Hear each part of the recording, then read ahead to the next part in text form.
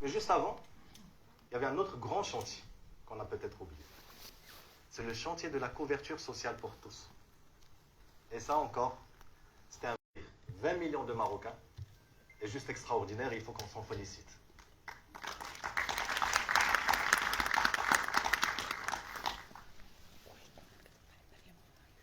Aujourd'hui est un jour spécial pour nous. Et comme je l'ai dit, sans vous, institutions publiques, nos partenaires financiers, nos partenaires commerciaux, nous ne serons pas là. Et comme dit l'adage, seul, on va plus vite. Mais ensemble, on va plus loin. Merci beaucoup. Je vais appeler mon ami Hazim. Monsieur Alaba. En tout cas, pour présenter la suite de notre histoire. Je suis là, je reste juste à côté. Merci. Alors, quand je vous regarde de face, tout à l'heure, je ne vous avais pas de face. Quand je vous regarde de face, je reconnais plein de visages souriants que je connais, des amis. Merci vraiment d'être là. D'ailleurs, j'ai reçu des... Merci aussi parce que vous avez supporté... Je sais que je vous ai harcelé. Et j'ai reçu des messages du type « Tu m'invites en tant qu'ami, en tant que partenaire, en tant que concurrent, en tant que... » Ben oui, c'est tout ça à la fois, en fait, parce que notre relation est complexe. C'est notre secteur qui veut ça. Et on assume, en fait. On assume notre posture, on assume notre position de complexité.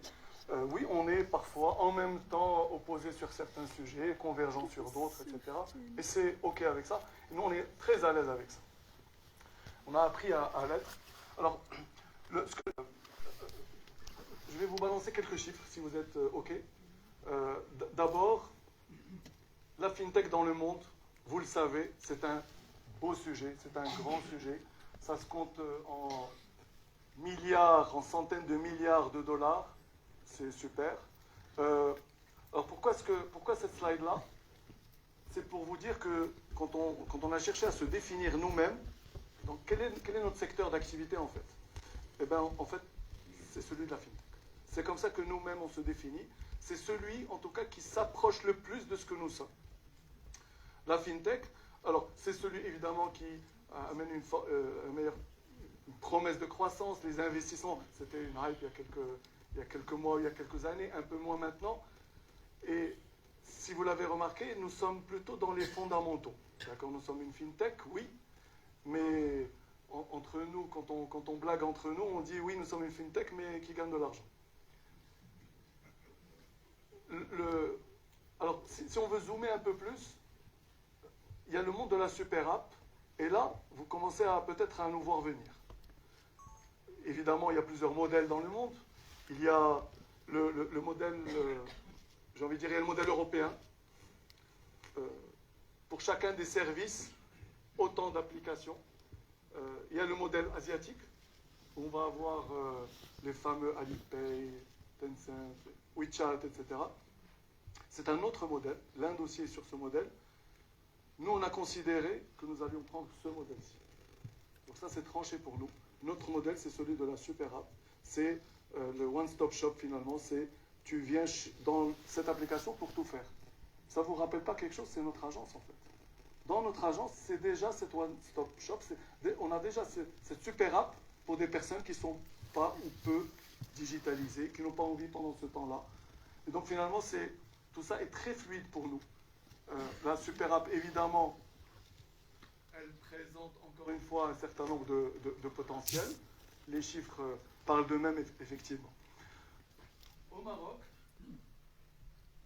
c'est encore assez timide. C'est encore assez timide. Je sais bien qu'il y a un certain nombre de chiffres qui circulent, le nombre de millions de wallets, c'est extraordinaire. Mais entre professionnels, on sait. On sait que finalement, ce sont des comptes qui ont été ouverts, dont l'usage est extrêmement faible. Pourquoi? Comment? On s'est posé ces questions, évidemment. On est allé chercher des réponses chez nos partenaires, on est allé chercher des réponses, on a même pris des consultants pour ça. Et en fait, c'était à chaque fois les mêmes réponses. C'est que il faut bien qu'il y ait un acteur qui aille. Il y en a un qui aille au charbon, et de manière franche. Et donc nous pensons qu'il devrait y avoir un acteur, et nous pourrions être cet acteur-là. À aller franchement, à aller chercher cet usage. On a une formidable opportunité. Vous vous rappelez de la matrice SWOT, on a une opportunité. Il y a plein de comptes. Il y a aujourd'hui même plein d'argent qui passe, sauf qu'ils sont retirés immédiatement. Okay. Il n'y a plus qu'à. Ce il n'y a plus qu'à, on va dire contribuer. Maintenant, quelques chiffres sur Cash Plus. Le premier chiffre là-bas, c'est un vrai chiffre. Alors, on a un peu triché. C'est sur toutes nos verticales. On a plusieurs verticales, plusieurs activités différentes. Maybe tu as parlé de la logistique, etc. On a plusieurs verticales. Mais toujours est-il que c'est 15 millions de Marocains sur 24 millions d'adultes. On en est plutôt fiers. On est content d'être en capacité de servir autant de Marocains, aussi loin que possible. Et puis, c'est une approche tous les Marocains. Je détaillerai un peu plus tard tous les Marocains ce qu'il veut dire. Alors évidemment, on se repose beaucoup sur le deuxième chiffre que vous voyez, celui des 8000 points de vente. Alors, 8000 points de vente, en vérité, il y a deux enseignes ici. Il y a 4000 points de vente de ce qu'on appelle les agences principales. C'est les agences Cash Plus, vous savez, avec le grand logo, qui ont une seule activité, c'est celle de Cash Plus, 4000. À ces 4000, nous sommes au double du deuxième, de celui qui vient après nous. Qui correspond en fait à nos mandatants, une partie de nos services que nous choisissons, à des agents de proximité, des moulhanout, des papeteries, etc. Donc ça nous fait quand même une empreinte de 8000 points de vente. Et ici, je n'ai pas compté Slati. Slati, j'en parlerai tout à l'heure. Et clairement, un autre chiffre pour lequel je suis extrêmement fier, c'est celui qui est au bout là. C'est celui des 800 points de vente dans le rural. Depuis quelques années, nous avons façonné notre politique, notre approche de capillarité, de manière à attaquer frontalement sur le rural que tout le monde délaisse en fait.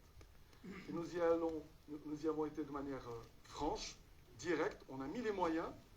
Je sais qu'à ce moment-là, mes confrères me disaient, mais il n'y a rien à faire là.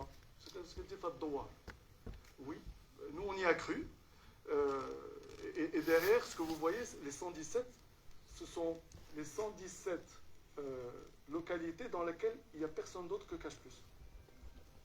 C'est un pari que nous avons fait. Et alors, évidemment, il y a un pari business, mais il y a aussi un pari désenclavement. Dans le sens où, c'est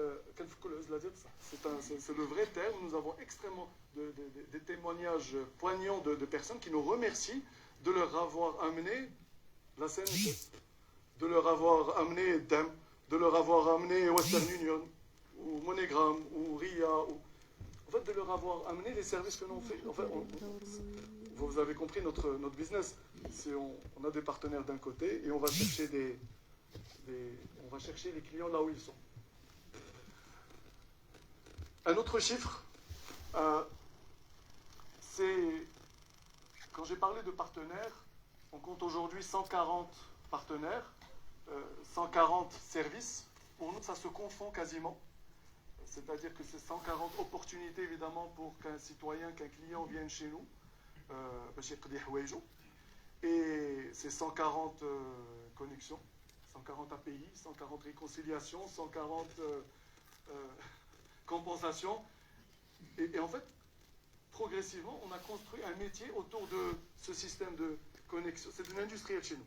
Notre capacité à nous connecter, notre capacité à fiabiliser ces partenariats, ces connexions de manière pragmatique est devenue un métier.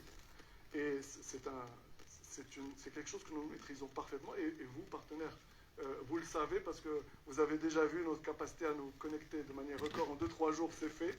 Et cette time to market, pour nous, c'est aussi du time to market.